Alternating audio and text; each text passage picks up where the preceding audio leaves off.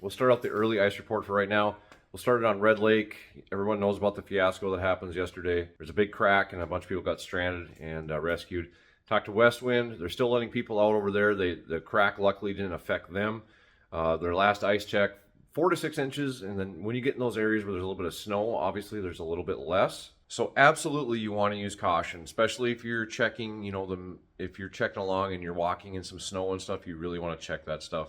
Overall, the ice conditions have still been pretty good, even though we had all that warm weather. Still some spots you want to be careful of. On the northeast corner, there was some open water a few days ago. These warm temps really didn't help anything, but looking in the forecast here, we're going to be below 0 next week, and lows are going to be in the teens and in the single digits here in the next few days.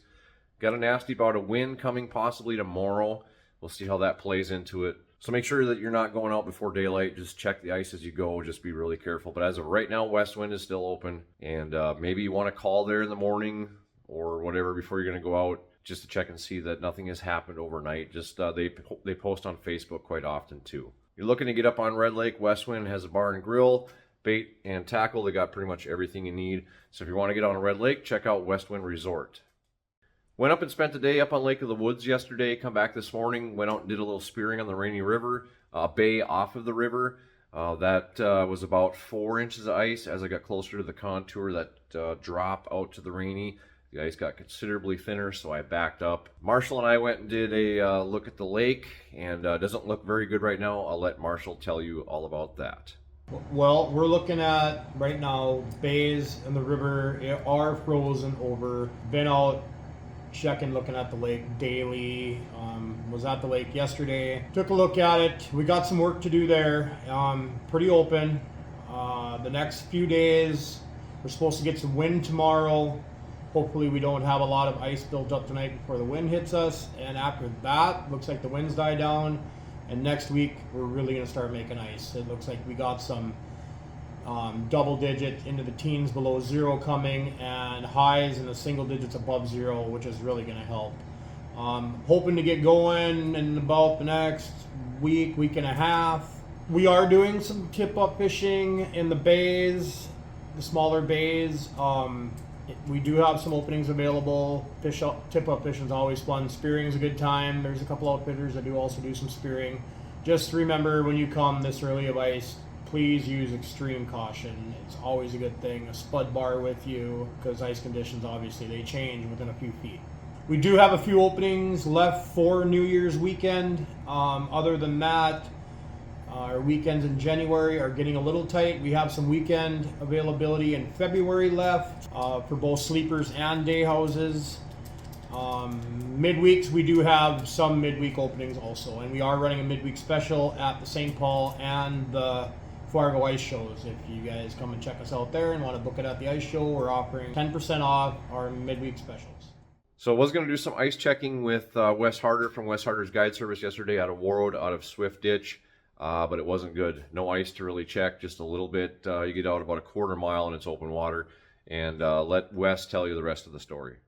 Hey guys, Wes Harder from Wes Harder Guide Service. We had some good ice building, and we had a little bit of warm weather, and that seemed to open things up. We got a little bit of high winds coming up, and that's going to delay us a little bit. Then we should have some colder weather coming in and should start building some ice. You kind of plan to start checking ice maybe early next week. Hopefully things will kind of seem together a little bit. I'm hoping so. Probably Monday or Tuesday I'll get out there and poke around a little bit and see what I can come up with. If we have some good 0 to 4 below nights, like there's a couple maybe in the forecast next week, how long do you think it'll kind of take to be able to start building some decent ice? Well, that water temp should be real cold right now. As long as we get low winds and some cold nights, it should, actually the whole lake should lock up pretty quick if we have the right conditions. It should build ice pretty quick. I think we'll see 3 to 7 inches in 4 to 5 days out there if we get the right weather. I'm starting the 22nd.